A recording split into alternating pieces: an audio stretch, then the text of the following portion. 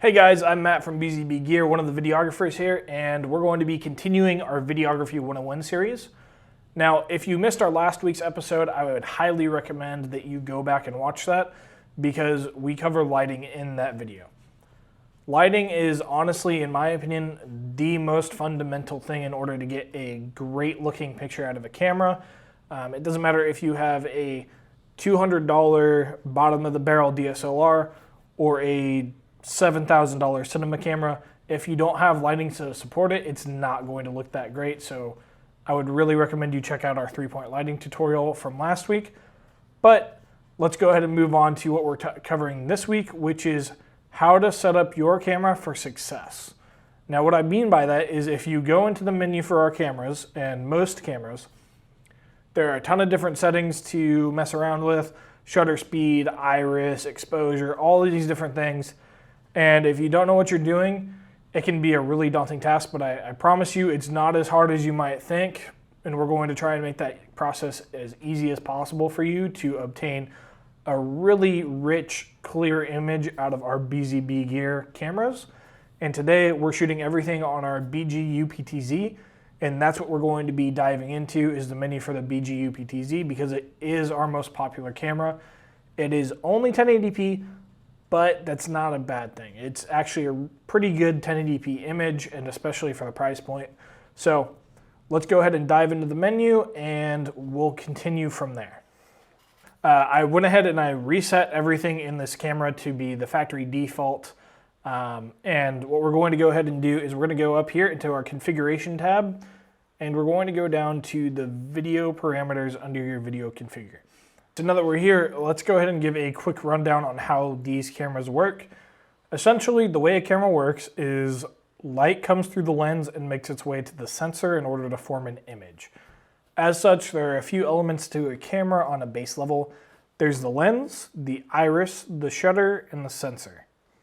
Each of these serves in one way or another to control the amount of light that gets through to the sensor and either how bright or how dark an image ultimately looks. So we're going to go ahead and start with the iris. This is also known as the f-stop. This is my preferred setting to mess with if I want to introduce more light or cut off light from the image. The iris is basically just a few blades inside the lens that can either widen to let more light through or close and let less light through to the sensor. Something to keep in mind with the iris is it will have some effect on your image when you mess with it. You won't lose any visual clarity or sharpness, but the lower the number, the more light will be let in, and as a result, the shallower depth of field you will have. As the number goes higher, the less light you will be letting in, and the deeper depth of field you will have. A shallow depth of field just refers to the plane of focus. If it's a shallow depth of field, you could just have a few inches of focus, whereas if it's on a higher f-stop level, you might have several feet of focus. Next, we'll touch on shutter speed. The shutter is determining how long light is allowed to pass through the lens to the sensor. So for example, the lower the number is, the more light is being let through because the shutter is staying open longer, and vice versa. For video, this is a pretty simple setting. There is a rule that applies to almost all video applications, and that is the 180-degree rule. To put it simply, your shutter speed should be about double or as close to double what your frame rate is. So for this, I'm recording at 25 FPS, so I'd want my shutter speed to be 1/50. Finally, we're going to get to ISO, also known as gain. This is essentially bumping up the sensitivity of your camera sensor. This will help to give you a brighter image, but there are drawbacks to bumping up the gain. As the gain goes up, the more grain is introduced into the image, giving you a less crisp and lower quality looking image. This is why I recommend not increasing the gain unless you need to. So now that we've kind of covered all of these settings, the first thing that I'm going to recommend doing is bringing this gain as low as you can possibly go without underexposing the image. Here it looks a little bit darker, but I promise you once we go through a few things, it'll look just like it did at the beginning. Shutter speed, like I said, it's already set to 1/50. Typically, when you mess with the frame rate settings, which would be down here in the video out, most of the time it should change by itself, but if it doesn't, just go ahead and come back to the exposure tab here and make that change yourself. Iris, I'm not going to touch. I'm going to leave it at 1.8. It's a little bit dark in here, so I want to leave it letting in as much light as possible. And then finally, we'll talk about DRC. Now, DRC is dynamic range compression. I've not messed with too many cameras that actually have this setting, but essentially, from my understanding, what it does is it will try and take things that are either underexposed or overexposed and kind of compress the wavelength band of those to try and recover some semblance of an image. I would leave it off, personally. If you have proper lighting, you shouldn't need it at all. But that covers the exposure tab. All right, and now we're in our color tab. This is a very important tab, but I do not change that much, and I highly recommend you don't mess with too much in here. But what I will recommend you do is go to the white balance mode, because this is super key to actually making sure that your image's colors look proper. You're going to go here, and I wouldn't go with manual, I would go with one push. Now, as you can see, it's already putting in what I had last white balanced it at. But what one push does is it allows you to take something like this white balance card or a white piece of paper or something on hand that you might have, like this notebook that has white paper on it or whatever. And what you would do is you would go ahead and zoom in on that item, and you would hit this adjust button right here.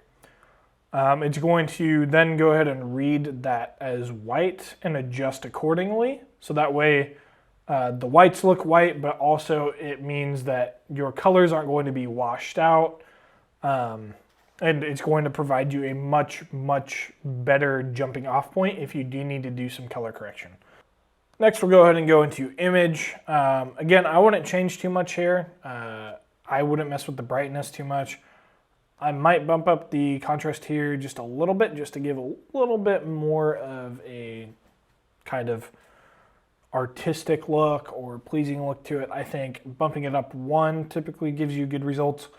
Bumping it up 2, you start getting a little bit too saturated or contrasty. Anything above that, it starts getting really wild. But that's one setting that I would highly encourage you to play around with and see what you like. Sharpness, I'm going to leave it here at 3, I think. If you go a little bit too low, it might start looking a little soft. But if I were to go all the way up to, like, I don't know, we'll say 13, you get a really digitally look, and I don't think that looks too good. So I'm just going to leave sharpness at 3. Digital sharpening is one of those settings that some people think it looks good in small moderations, other people think it looks bad at period. So that's going to be a judgment call for you. I think 3 looks fine. It doesn't look unnatural, but it does kind of bring a little bit more to the image. Finally, we have NR here. This is going to be noise reduction. I wouldn't touch with it. I wouldn't mess with this at all too much. This comes in handy a lot more if you were to bump up the gain, because as you bump up the gain, you introduce a little bit more noise into the image. And then style, I would just leave this to default. I was playing around with the style tab a little bit, and number one, it starts messing with your settings that you've already done. And I think that default ends up looking the best as far as when you actually go in here and start messing with everything in here to try and get a better image. All right, so the last thing that I forgot to mention here is going to be our focus. You don't need to go into the configuration tab to mess with this. It's actually right here on the right-hand side of the menu. I would recommend you take this from auto to manual. Now, there's a few caveats to this, but specifically if you're doing something like what I'm doing here, where it's a sit-down talk, the person's not going to be moving too much, or they generally stay on the same plane, then I would recommend manual focus. It gives you the most control. It's pretty easy to set and forget for the most part, and you always know it should be right. One of the problems with leaving it in manual is sometimes you get a little bit of focus breathing, and that can be really distracting to whoever's viewing the content. But there are definitely places where I would recommend that you put it on auto. One of those examples would be a house of worship, right? So like if you have a pastor who's moving all over the place, you might need to put that on auto, because specifically like this, if I have it on 1.8 for the aperture, there's not a whole lot of depth to that focus. So it needs to be able to track that person, or if I'm moving from him to the worship team on the same camera, auto can make that adjustment really easy. If you were to have an analog joystick to control the camera though, that's when I would recommend you keep it on manual, period.